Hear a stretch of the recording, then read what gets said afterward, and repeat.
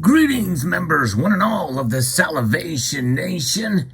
Investor demand for gold and silver is falling. How can that be? Well, the answer lies in the tale of two markets. Let's explore.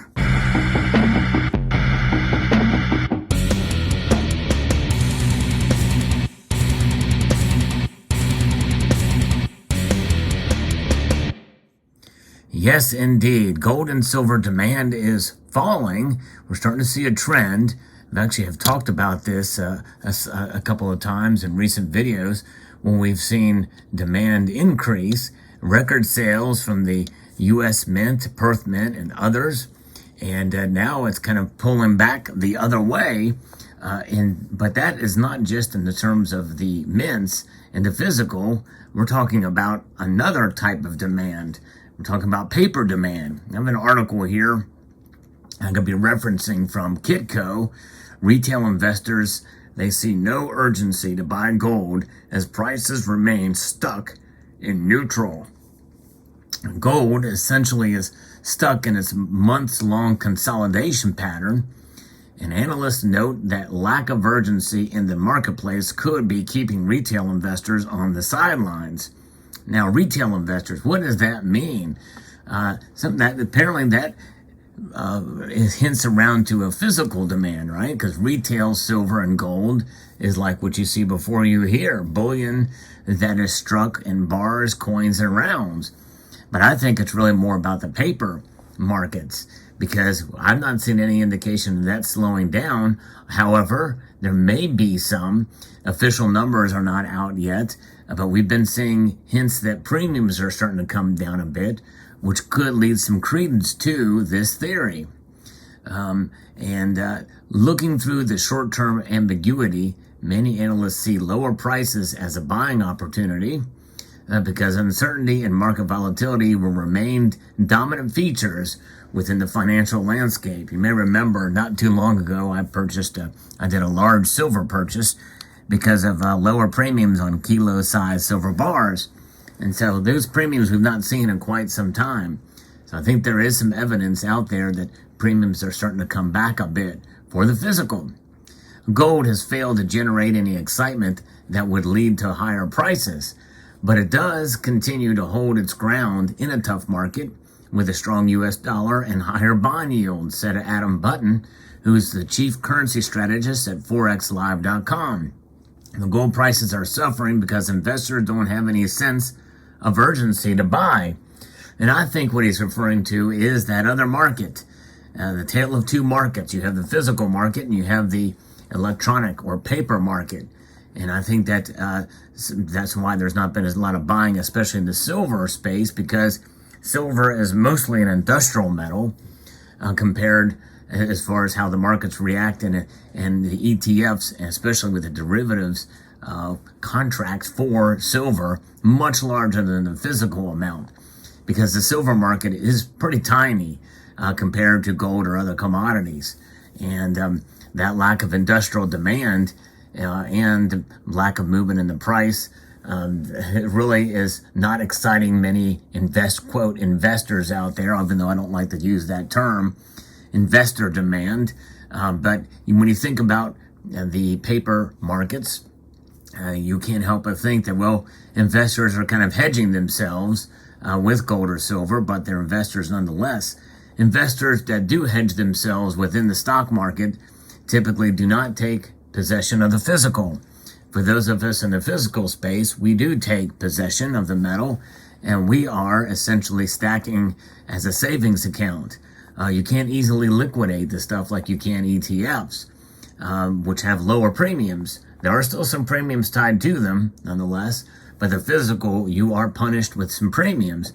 But there's the cost of manufacturing, there's inflation, and there's increased demand that does weigh on and makes those premiums higher.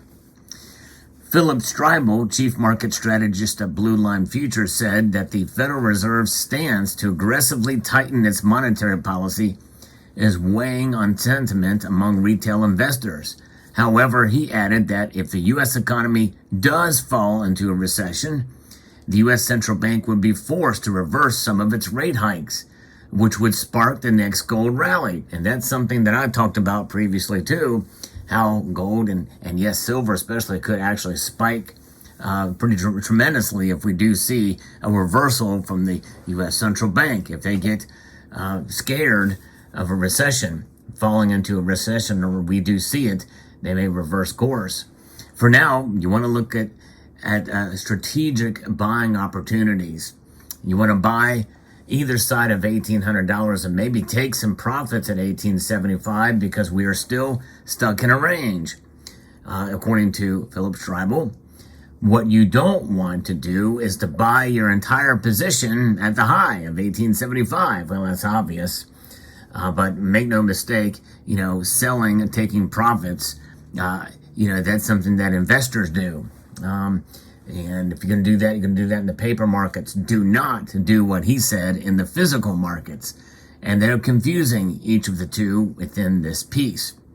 This week, 15 Wall Street analysts participated in the Kitco News Gold Survey. And this is always interesting to look at information where this is. And this gives us some idea of those two different markets because of very different answers when on the sampling here. 6 analysts, or 26%, were on the gold bullish in the near term. At the same time, 6 analysts, or 32% out of the 12 surveyed, there was 15 surveyed here, 32% were bearish on gold, and 9 analysts, or 42%, were neutral on gold next week. So that is an interesting thing. It's fairly close. 42% neutral. They really don't know. But largely, it's a bearish market there for what Wall Street's saying there. Fascinating indeed. Meanwhile, there were 681 votes cast in the online Main Street polls. And of those, 301 of those participants, or 44%, looked for gold to rise next week. Another 185, or 27%, said lower, while 195 voters, or 29%, were neutral in the near term. So much more bullish sentiment among the average person participating in this poll, that through next week that we're going to see gold actually rise. So, very interesting analysis. It'll be fascinating to see where it goes. But nonetheless, that is where this survey has taken them. And I've done videos where I've outlined that survey in the past. And it's always is interesting to see where the sentiment is. Bullish sentiment, speaking of which, among retail investors is at its lowest point in nearly 3 years. However, participation in the online survey has fallen to a 1-month low.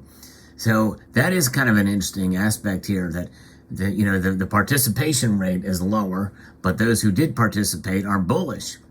Because of the lackluster investor interest in gold, many analysts expect gold prices to fall lower, but remain within their current consolidation pattern with a support of $1,800 and resistance around $1,850 an ounce for gold.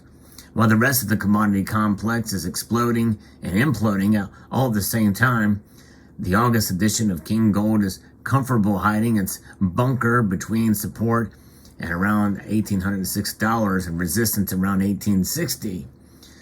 So somewhere around there, we'll see where it plays out. Mark Chandler, managing director at Bannockburn Global Forex, said he sees gold consolidating next week. A continued consolidation is the most likely scenario, and note that the 20-day moving average has converged with the 200-day moving average. A little technical jargon there. Lower interest rates and a softer dollar may help it recover from the week's low recorded today. Still, the yellow metal remains mired in the range, and silver is even more so, just stuck between that $21 range. You can't seem to break out, can't seem to really pull back much below that at this point. The relative neutral outlook comes as gold prices end the week, last week down at 0.5%. Gold prices struggled to attract new bullish momentum after Federal Reserve Chair Jerome Powell wouldn't rule out the possibility of a 100 basis point hike next month. Now, that's the first time I'm hearing about that. He's not ruling it out, although I would almost rule that out, because that would be almost suicide and most assuredly lead us into a recession. Some are reluctantly optimistic that there may be a 75 basis point rate hike. Highly unlikely there's going to be a 100 basis point rate hike.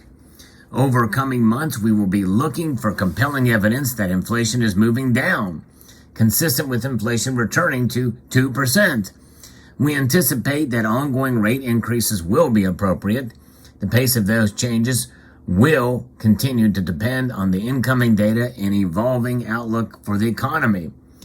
This is what Powell said in his semi-annual testimony before the U.S. Senate Banking Committee, which pretty much leaves every option and every possibility open on the table.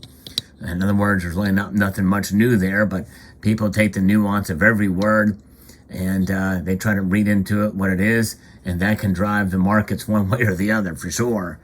Frank McGee, precious metals dealer at Alliance Financial, said he expects gold prices to continue to fall as the reality of rising real interest rate impacts investor sentiment. He could be right.